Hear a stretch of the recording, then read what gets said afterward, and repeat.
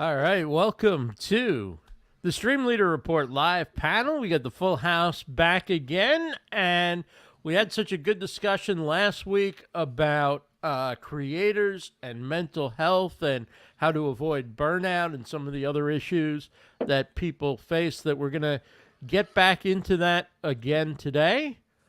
What do you say? Let's do a show. It's the Streamleader Report live panel. Creators talking to creators. Raw, real, and unscripted. And sometimes they say the quiet part out loud. Here are your hosts, Claudia Santiago, Rebecca Gunter, Rob Greenlee, and Ross Brand.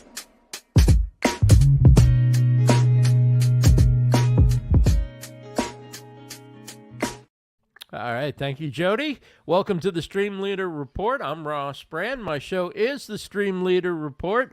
We have Rebecca Gunter, Business in the Raw, Rob Greenlee from The Trust Factor, and Claudia Santiago from Viva La Stage. And before we get into part two, talking about mental health and creators, we're going to briefly go into the issue of AI and artwork and what is real and what is fake and what the implications are, because it's getting a little harder each day to tell what's real and what's not. I think with images of people, it's a little bit easier to tell, but it's getting harder. Anyone want to jump in and tell me what they think? I'm going to bring up in just a second a story about the Himalayan monkey flower and whether that's a real thing or not. It's a new life form, right? There we go. The Himalayan monkey flower, real or fake? Plant leaves Twitter in awe, and I will scroll down so that you can see.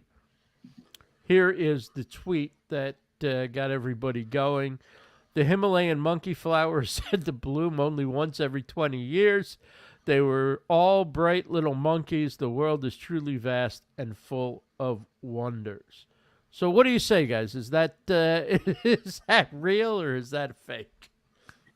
Well, it's definitely fake, but it does kind of raise some questions about what's going to happen to our creativity.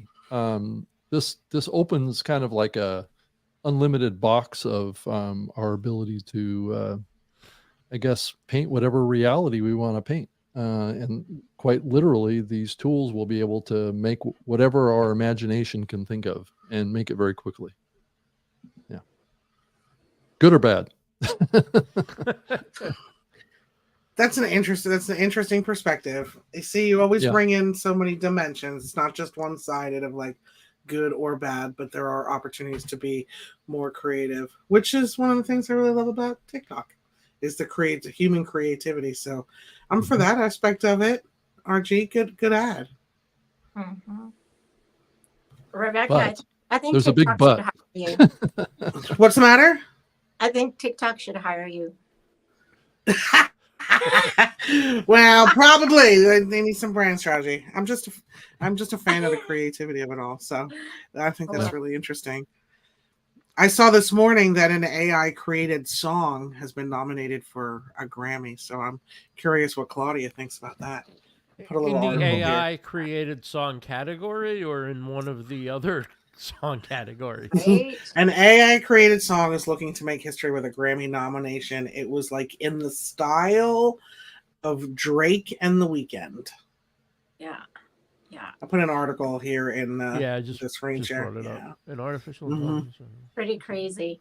You So know, Mike- once upon a time, we had just grassroots music and all of that, and then techno music came in, and all of a sudden there were different categories for awards, and so I don't doubt that AI is going to have their own categories and all that. The record labels have already positioned for that time ago, so they're looking to make money both from the artists but also through their AI artists. Well, I mean, the great thing about the AI artist is you don't have to pay them. They never get sick. They always show up on time. I'm saying it like that, but in a sense, there's something about the heart and creativity of the real musician that I just, I mean, I would hate to see go away. Yeah, I mean, who's going to show up on stage to accept the trophy, and where's the trophy going to go? It's just one of those heads from Futurama that's just like in water. The Himalayan flower. So it'll be like a robot. The Himalayan monkey flower will accept the Himalayan monkey flower. Yeah, you know, I first saw that. Actually, it wasn't on Twitter. I saw the Himalayan monkey flower. Someone had posted it on Facebook, and I looked at it and I went, "What?" And it just didn't look right. And I thought, okay, I'm going to research a little bit. And then I found that thing on Twitter. But you know, I think. And the crazy thing is there's people that will take stuff and start distributing it without doing a little bit of a search. So I think that's going to spike up a little more, right? You know, the BS meter is up there. Yeah. Yeah, it is a sign of change. There's no question. These are not things that we've ever talked about before as a human species that we see coming. Obviously, it's already here. It's just, how do we deal with it? How do we handle it? What significance do we place in it? I think are the bigger questions I have in my mind as I think about it. Yeah. Has anybody played around with AI in Canva, where you give it basically text commands about what you want, and then it creates an image, like a graphic or whatever from your commands? No, I haven't played with it yet, but I do know that they integrated with Chat GPT, right? I'm not sure that they integrated with DALL-E yet, but that would be a natural extension of that partnership. I know that Microsoft supports OpenAI and DALL-E, which is the graphics Illustrator platform, but that would make sense for Canva to do it. But no, I haven't played with that tool yet, but I've been thinking about playing with it. Is DALL-E available to anyone? Well, there's Midjourney and then there's DALL-E, and DALL-E I believe is has APIs that can be connected into a platform, kind of like OpenAI and Chat GPT platform has open AIs that other platforms can plug into. I don't believe that Midjourney has API access. I think it's its own platform. Right. Interesting. I'm interested in. I have a question on this topic. Go ahead. Sorry, go ahead, Claudia. My apologies. I was just going to say I have a question on this topic from a moral perspective. I'm curious what the panel thinks. What do you think about AI generated pornography? And does it get some fringe areas off the hook? Like if something would be considered deviant, and do you think that it kind of would provide a safe outlet for some deviant behavior? Do you think that's a good thing or a bad thing? Well, that's kind of where I was going a little bit with. Were you? Legalities of stuff and AI, and and there again, there's always the criminal mind or the hey, let's step out of the boundaries of what's normally set in place to what can we get away with. I'm interested to see how the legal world is handling and positioning, and even lawyers that are going to be specialized in AI, and also our law enforcement, both offline and online. Like, I'm interested to see how that's going to roll. I think, unfortunately, it just opens Pandora's box of anything's possible, I think is what is going to be the result of this. I think the laws only are enforceable against human beings. So this may, unless we want to create separate laws for AI, which doesn't appear to be much of an interest on the part of the bigger players of AI of putting limits on it. So I'm not. Yeah. Yeah, You're if you talking can about, Rebecca, create anything, you're go talking ahead, about Ross. things that are illegal, right? Like, Yeah. Yeah, uh, let's and use a snuff film for an example. Okay, And I'm really so thinking about CSAM, but like, is that a right. healthy outlet or is it So encouraging? let's start with the good side of it. The good side of it is no human being is getting killed Correct. Right. if it's AI. The bad side of it is if it becomes very easy Real. then to create and distribute because it doesn't violate any laws. Does it help normalize Yes. that behavior offline when it Yep. never would have even entered the minds of most people? Yes. That is my I question. agree with that. Yeah, I think it does. I think that's one of the danger zones of allowing that to persist. But yet, at the end of the day, laws are written for humans, not for computers. So, unless we want to come up with separate laws for computers that has a influence on humans, that's a that's a that's an important question But that somebody owns nobody's that answering. computer, or somebody's putting the input into that computer, telling Yeah. it to distribute this Exactly. content through X Right. website or whatever. So there's a But generating source.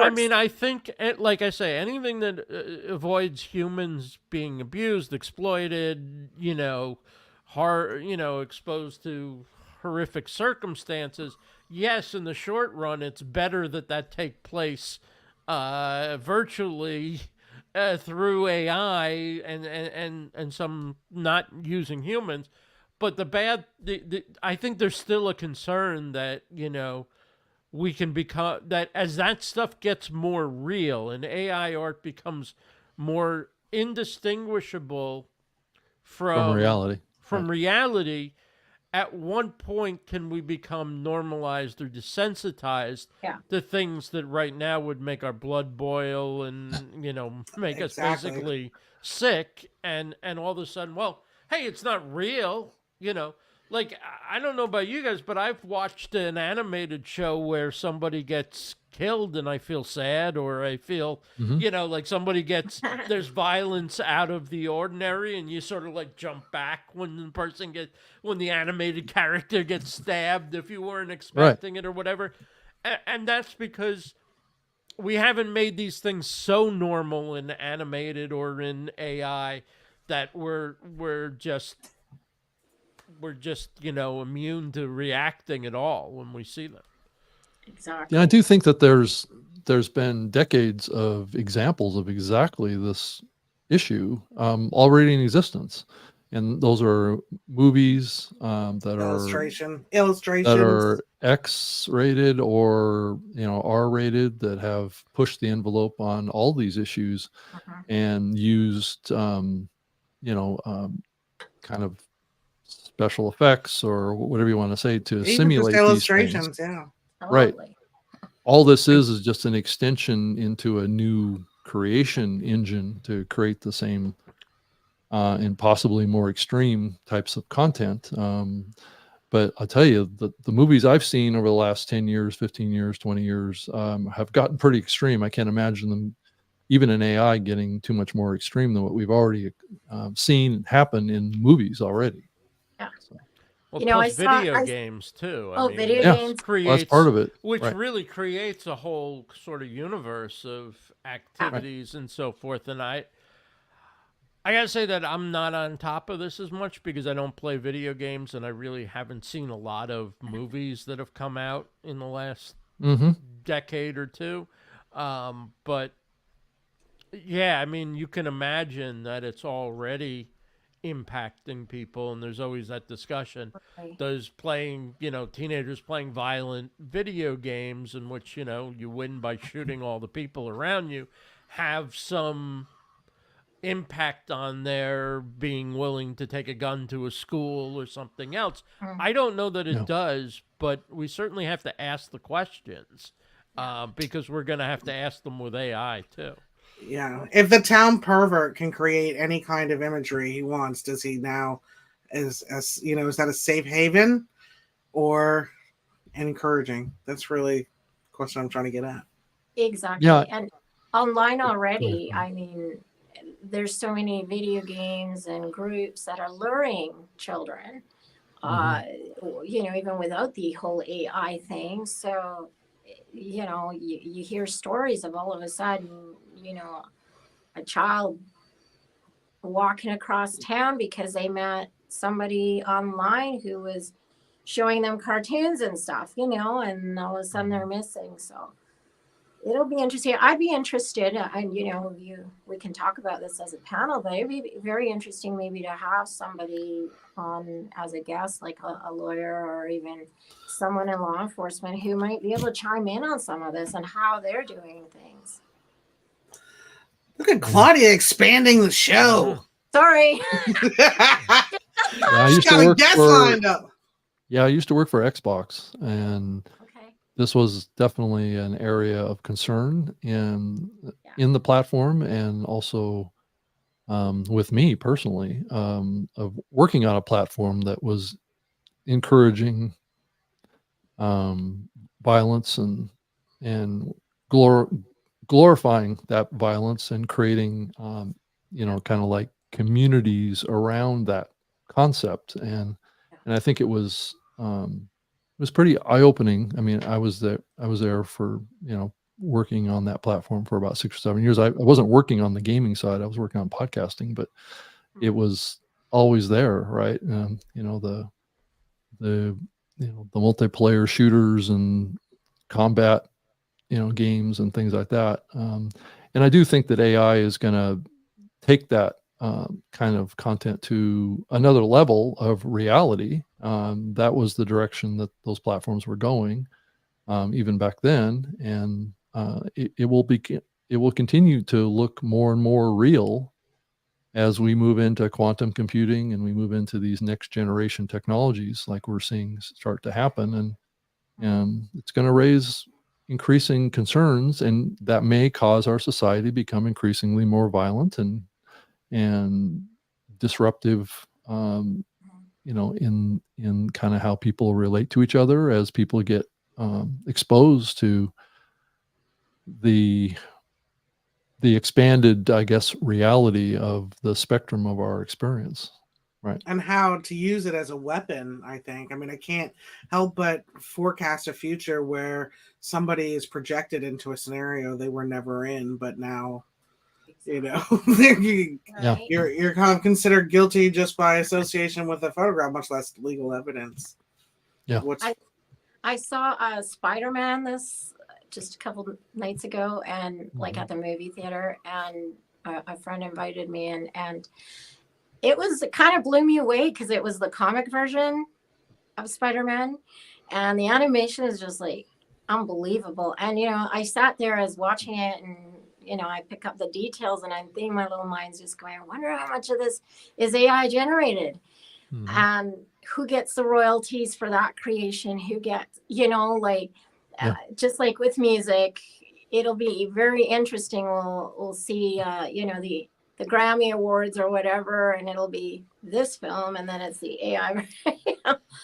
But I think there's always a source. Somebody's got to push a button. From my understanding, AI doesn't just kind of create out of nothing. There's got to be a source, right? Once it starts to create out of nothing, that's when we're not in control anymore. Yeah, I mean, I think that there will come a time when AI has its own kind of purpose and its own consciousness of sorts, that it may just create things because it sees a market demand for it, and it just has that capability, and it won't necessarily always be controlled or prompted by a human. It'll have its own intelligence and its own autonomy, but that's probably a little ways in the future, but I'm pretty sure that that's being worked on right now.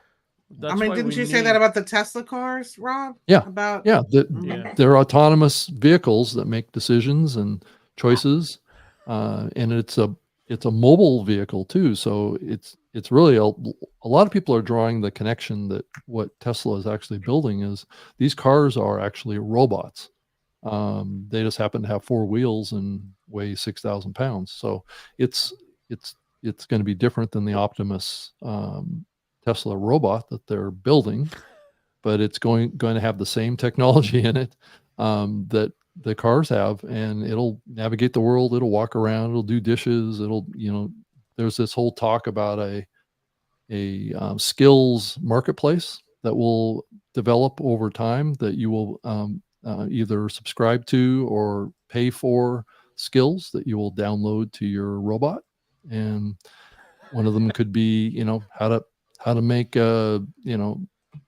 pizza, or how to make spaghetti, or how to do the dishes, or something like that. And you'll pay a subscription to get access to that skill.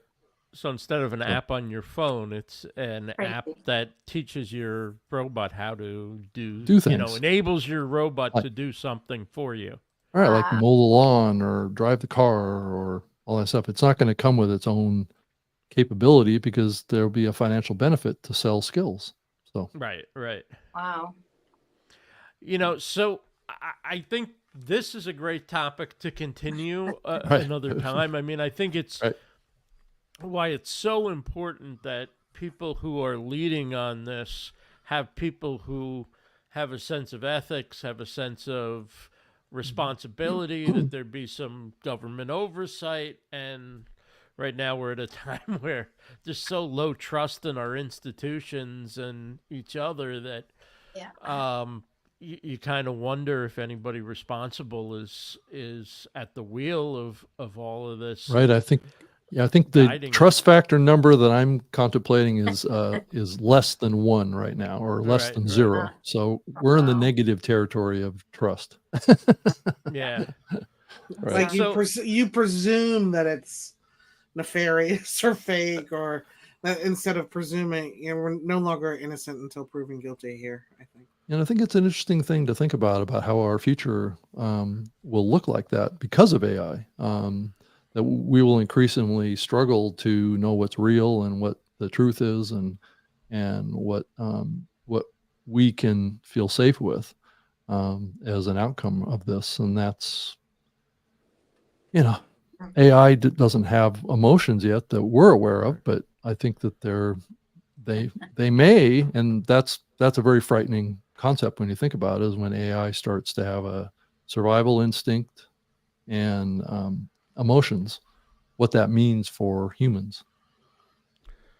And it's at a time when government, media, and a lot of institutions are lying to us more than ever. Right. And you would think it would be easier to check that than ever. But the tools that we would use to check that are also the tools that have empowered people to get away with lying and spreading misinformation and all sorts of That's agendas, right? nefarious. Everybody has I mean, it's not something new to the human species to have an agenda. I guess it just depends on how evil it is, I guess. And the tools that we have are more powerful than the tools that we've ever had for any of that stuff. Exactly. So let's turn our discussion to part 2 of the topic dealing with mental health and creators. We're going to talk a little bit about some of the things that help people become proficient in business quickly, and things that may make it harder to be a creator or an entrepreneur, including looking at things like ADHD, autism, and other human conditions that may be pluses in one situation and negatives in other situations for the person. But of course, even within those categorizations, people experience these things very, very differently. So, Claudia, you had a lot of notes, I know, ahead of time. Do you want to sort of steer the discussion a little bit? And of course, Rebecca can weigh in from her experiences. For as sure.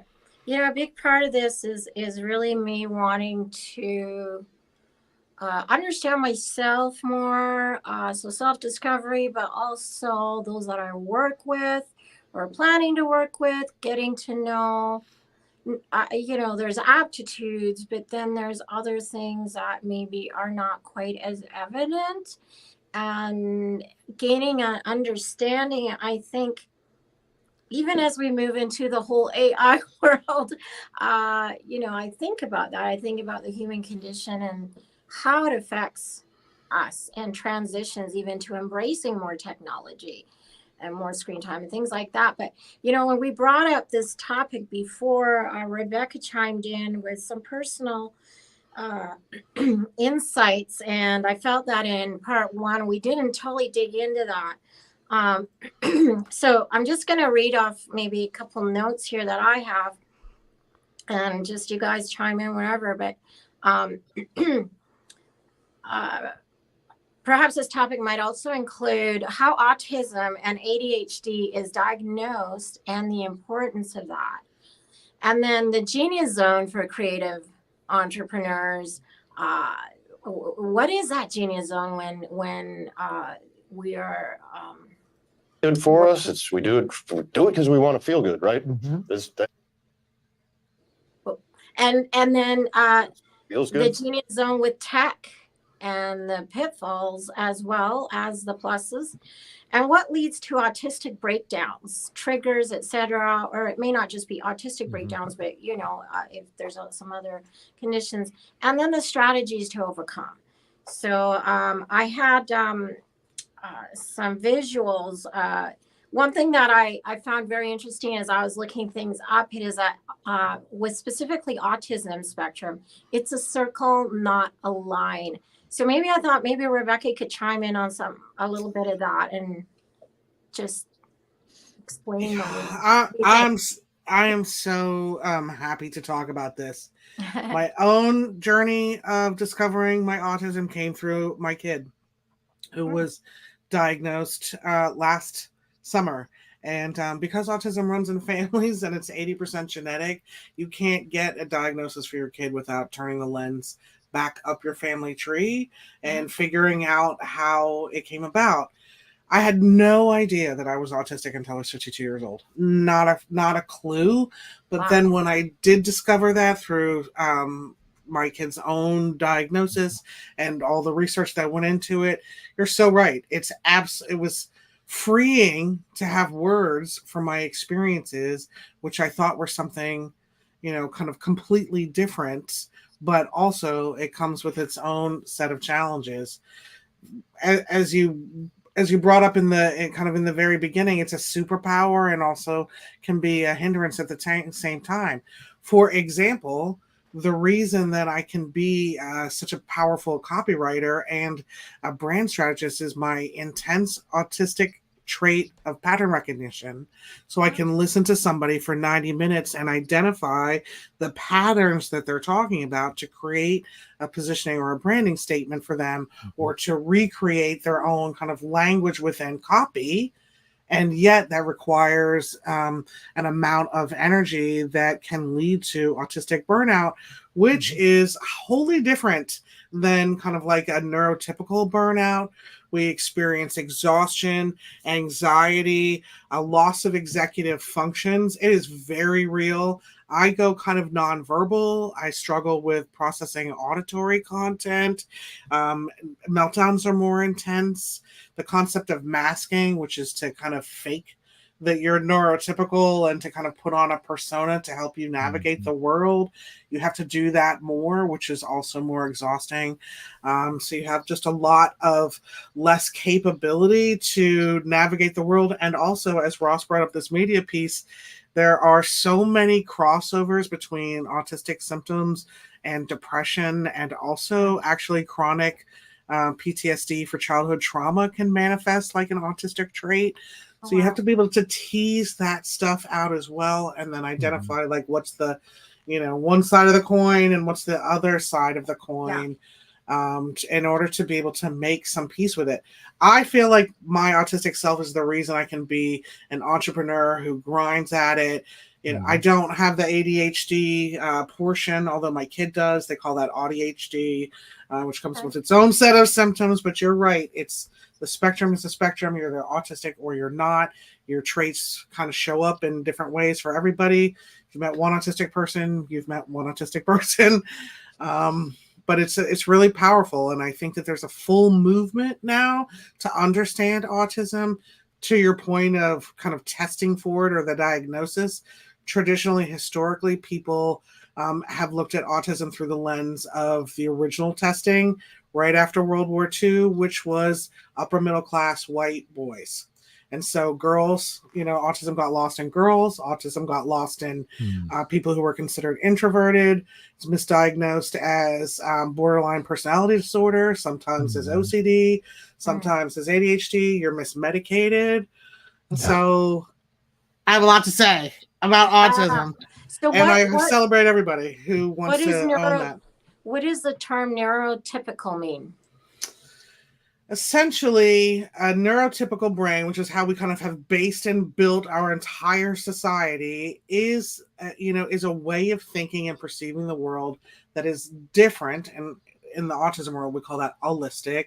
It's different than the way an autistic person processes information and navigates the world. And the struggle for us is that the world was built for neurotypical people. A great example is a grocery store. The overstimulation that can happen in a grocery store between the music, the lights, the product.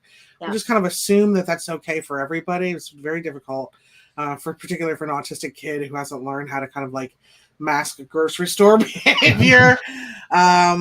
It makes it difficult to navigate the world. It's just a different way of thinking. It's bottom-up processing versus top-down processing, and a whole lot of other kind of differences. The thing I love about being autistic more than anything is the perspective in which hierarchies and systems and rules that don't make sense are dumb to us. Like that's just dumb. So we don't really fall into the trap of patriotism or like following rules for no reason or kind of like a corporate agenda, but that also makes us hard to like get a traditional job.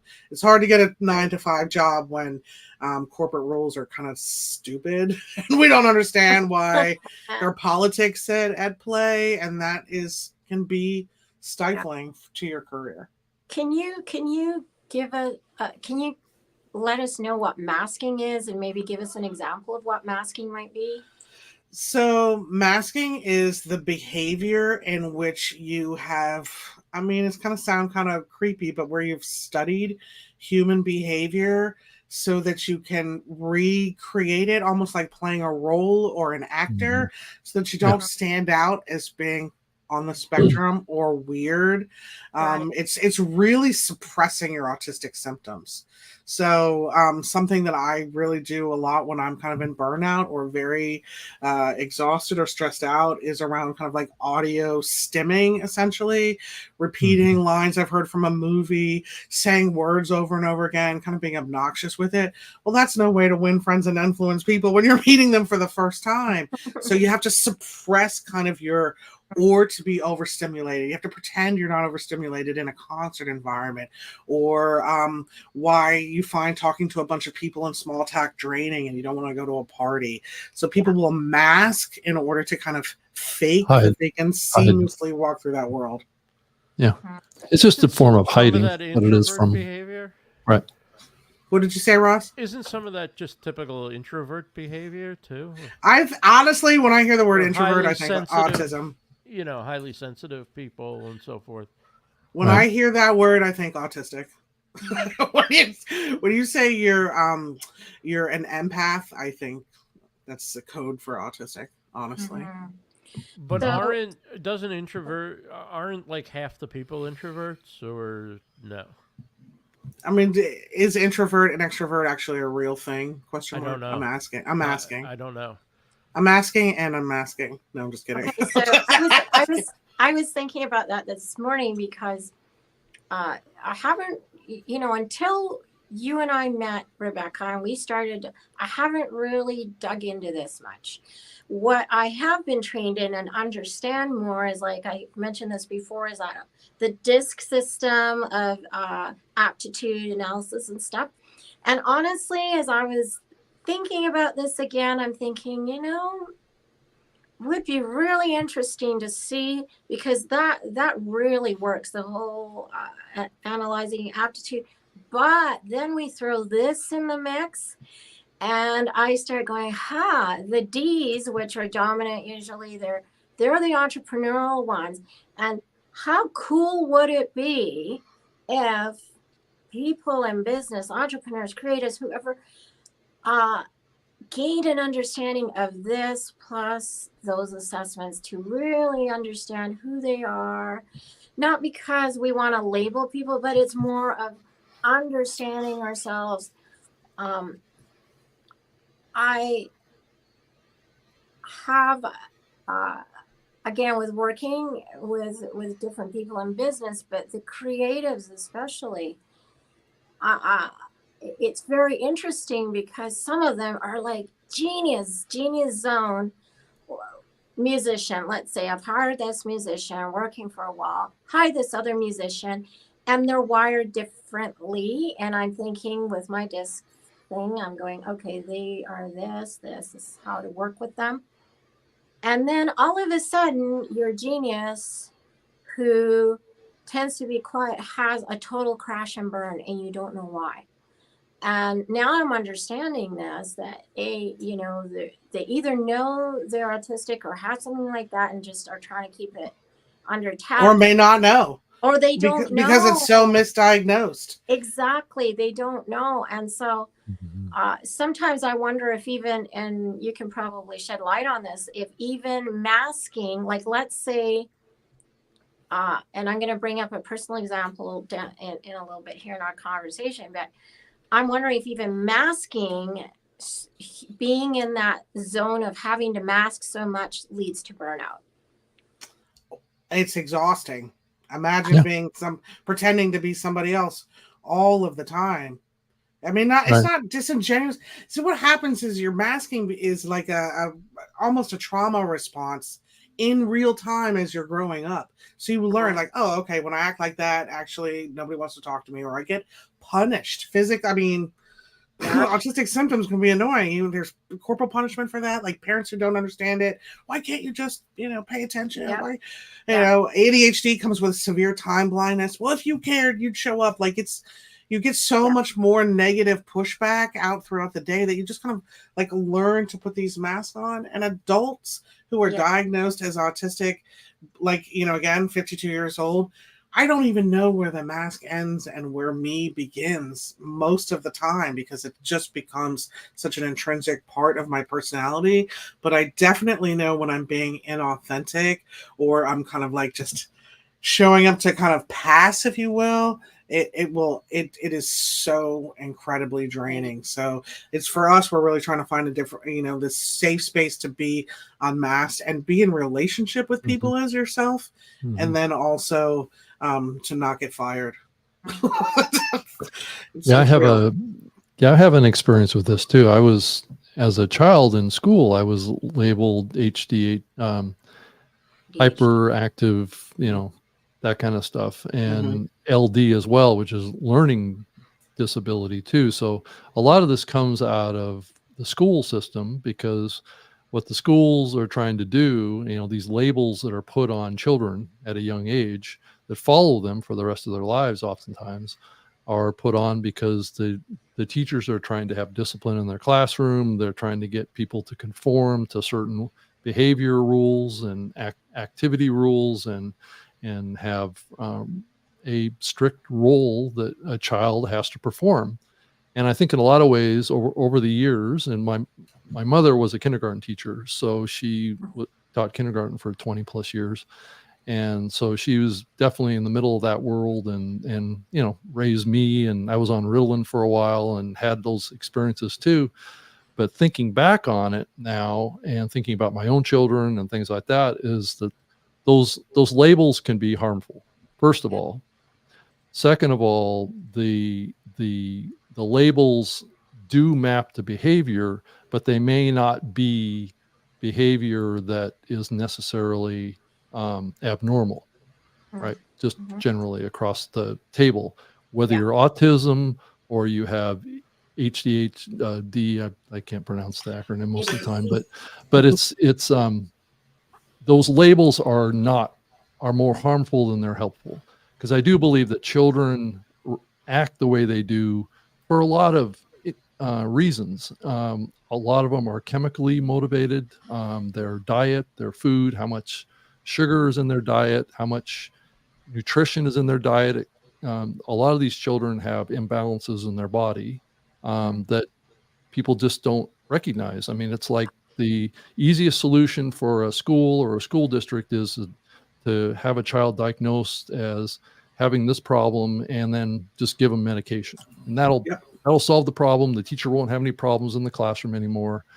But what's actually happening is that child's creativity, their brain is being chemically changed, and those emotions are being suppressed. And those instincts that child has, the unique characteristics of that child, are being suppressed. And that causes a domino effect in the child's future. And most of the people that I know, including myself, that were diagnosed like that at an early age and were put on drugs and were stymied really in our ability to express ourselves, came back to be, as adults, very productive, very successful adults. So just because you've been labeled one of these things doesn't mean that you're unintelligent, incapable, or somehow bad, but that's the stigma that rides with these things. And it's just not accurate based on my own experience. I mean, look at Rebecca, look at anybody that was labeled as a 6-year-old as one of these things. And they're likely very successful adults because they either outgrew it, learned how to adapt to it, and got off the stupid medications. And my kid lost the will to live in first grade on Ritalin. Yeah. Wow. Just lost the will to live. Wow. Yeah, because they're not getting the stimulus that they need naturally in their lives. A lot of school is boring for intelligent kids, and that example can be emphasized based on a teacher thinking that a child is hyperactive because they're not able to concentrate and stuff. But maybe what's going on in the classroom is just too boring for them. Yeah, autistic people, if they're not interested, it's a wrap. If you're not interested, you're not going to do it. And also, I would say that let's all remember that the public school system, at least here in the U.S., is training you on how to be a worker. So, right, and it's all training about you how to be an obedient conformity, person who can stand on an assembly line. Of course, Right. that Exactly isn't right. our business model anymore. It's people who are creative and come up with things that allow us to compete in the knowledge economy, which is completely different from.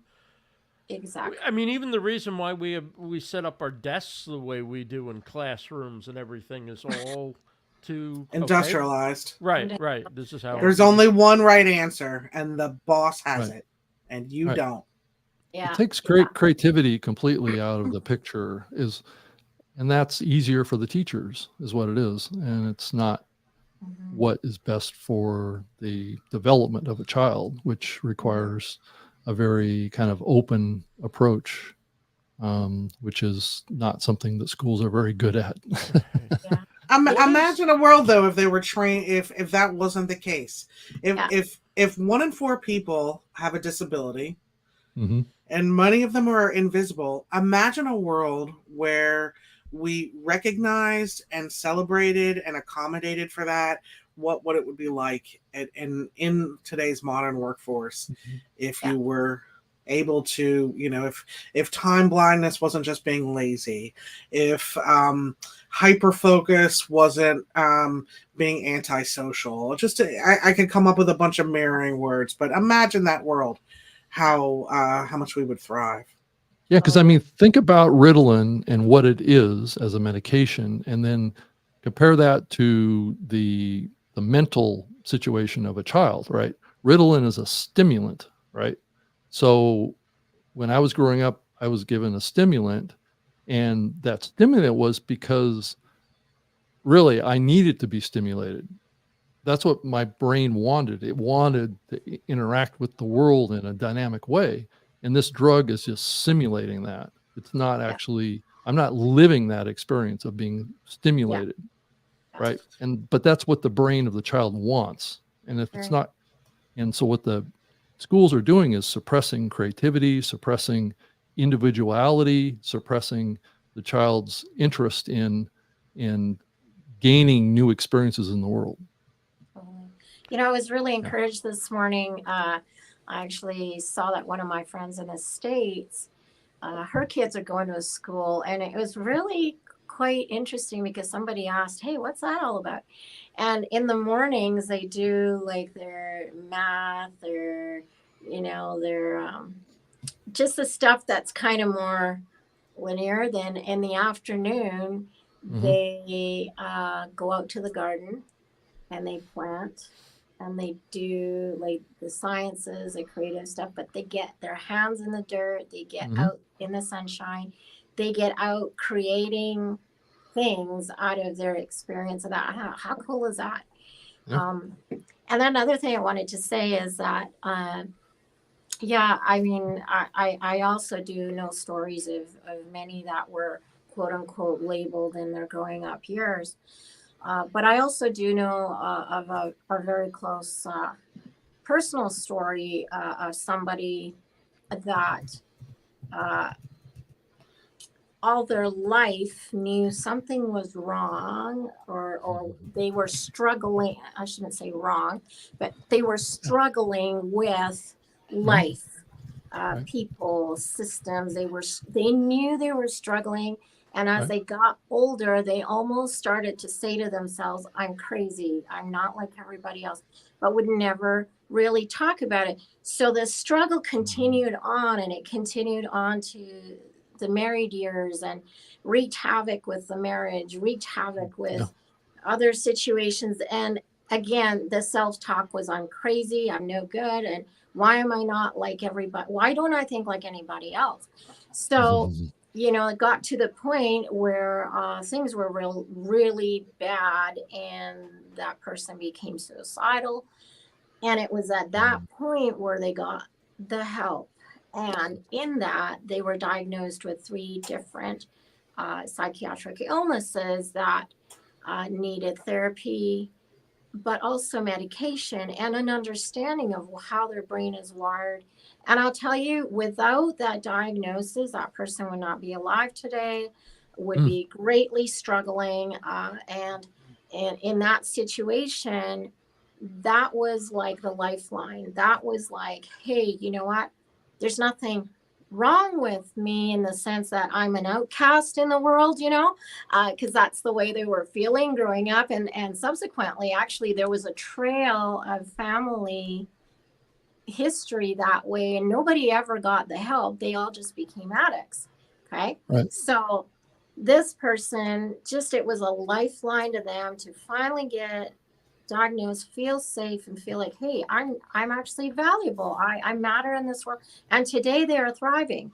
So that's where I wanted to go with this too, is how important is it? I mean, we don't want to label people, obviously, and suppress who they really are, but what is the advantage to really understanding this? Well, then there's increasing studies coming out and research, and doctors are increasingly talking about this. And you can probably learn a lot by watching some YouTube videos on these from doctors out there talking about these illnesses or these challenges that people are having in their lives and what the potential causes of them are, right? These mental changes and these behavior patterns that we're seeing in people increasingly are being seen as environmentally caused from toxins in our environment, changing chemistry in our bodies, to the toxins and the bad things in the food that we consume, and how that's changing our gut biome, which is a key to driving mental health. So if your gut biome is healthy and you're eating healthy food and you're not getting inundated with toxins in your environment, you're more likely to have a better mental focus, because those things are really important to consider.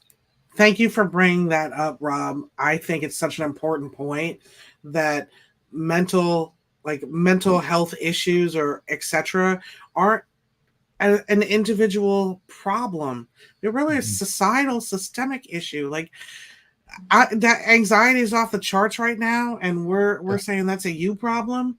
the world around us is making us more anxious, more Right. depressed, more mentally unstable. And yet, because I think the money's in the medicine, we stigmatize people to owning that as an Mhm. individual problem, and that comes with a bunch of shame. Yeah. Mm-hmm.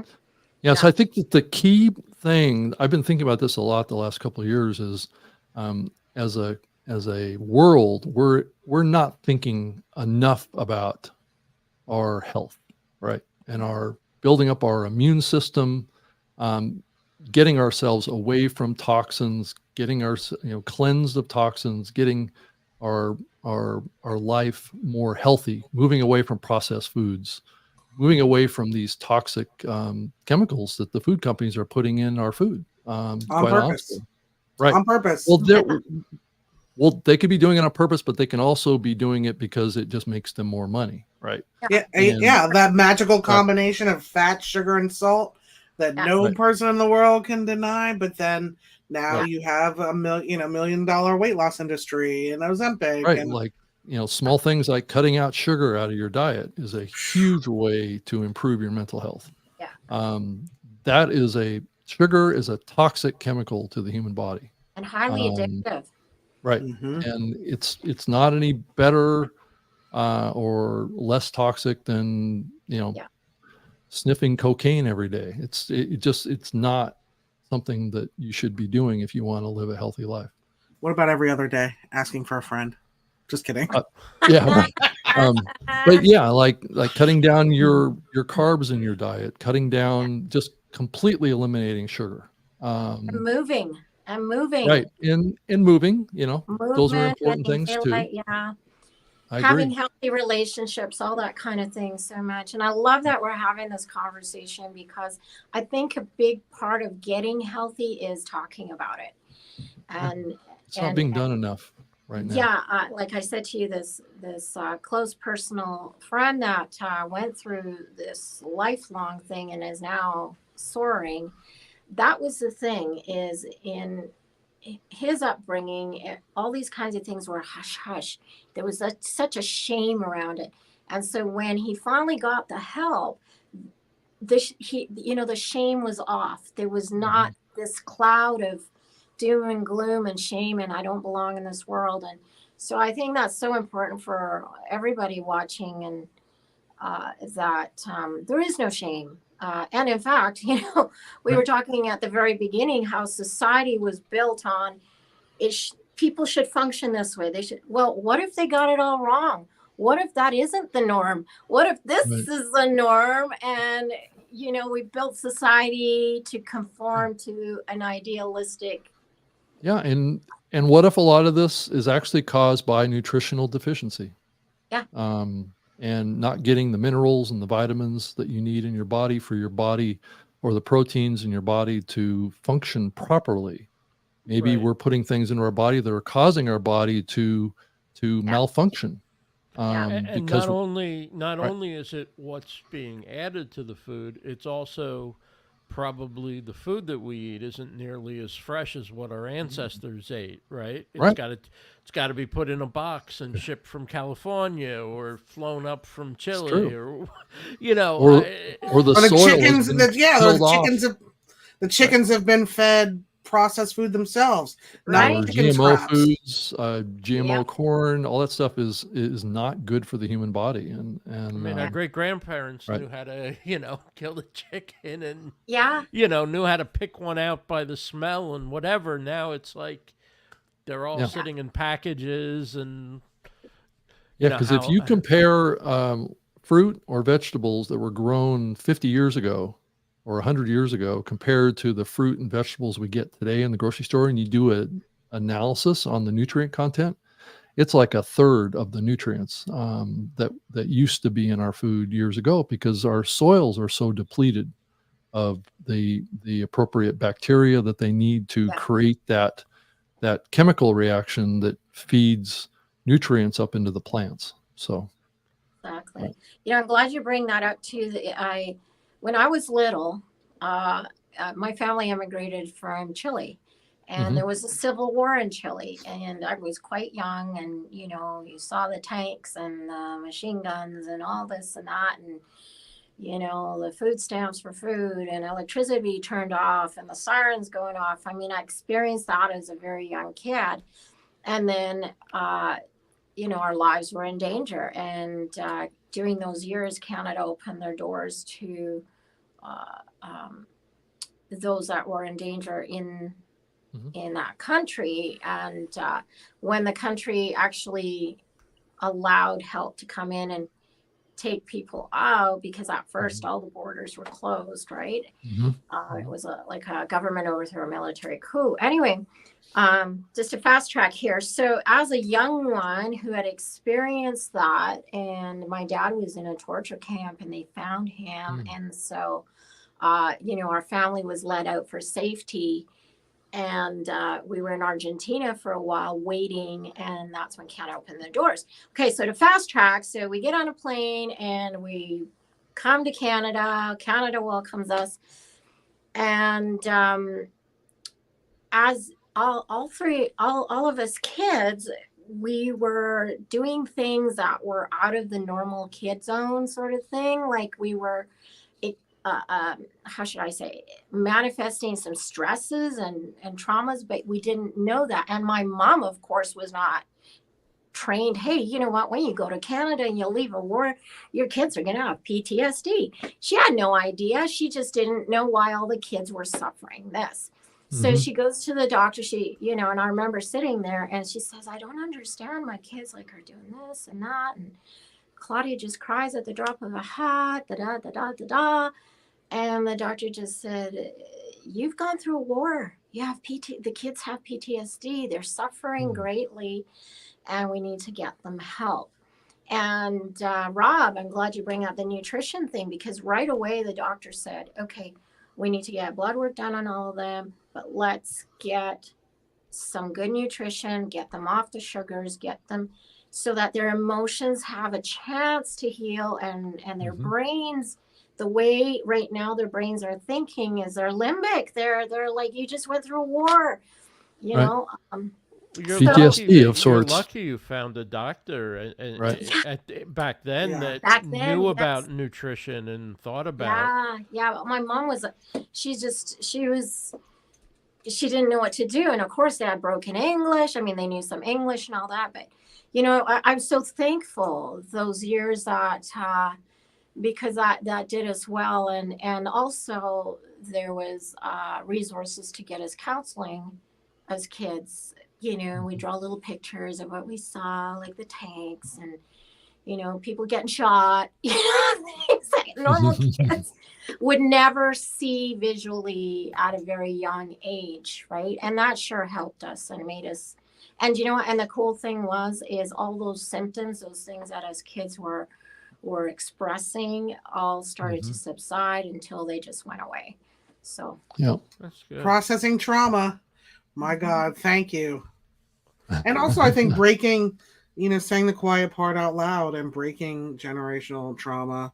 I did want to add the point that, for autism running in families and being misdiagnosed, etc., it was so freeing for me to be like, walk right back up my family tree and kind of identify why people have behaved that, oh, well, that's why my dad was actually like that. It makes a lot more sense. You can get some healing generationally this way and then generationally that way. Wow, that's so key too. This is a discussion that we really need we're going to need a part 3. We may not do part 3 next week, but this is a really rich topic. And I mean, thank you all for being so courageous and sharing your stories. And we will continue talking about some of the items in the news, and we'll continue talking about health issues and a whole variety of different topics that affect creators and online entrepreneurs. Do come back and join us next week, Thursday, 1:30 p.m. Eastern, right here on your favorite platform, whatever that might be, wherever you might be watching. We're on YouTube, we're on Instagram, and no, we're not on Instagram. We're on what's the other one? LinkedIn. And we're on X/Twitter. So that's where we're at, and you know that because that's where you're at. And for Rob Greenlee from the Trust Factor, and Claudia Santiago from Viva La Stage, and Rebecca Gunter from Business in the Raw. I'm Ross Brand from the Streamleader Report. Have a great rest of the day, everybody. Take care.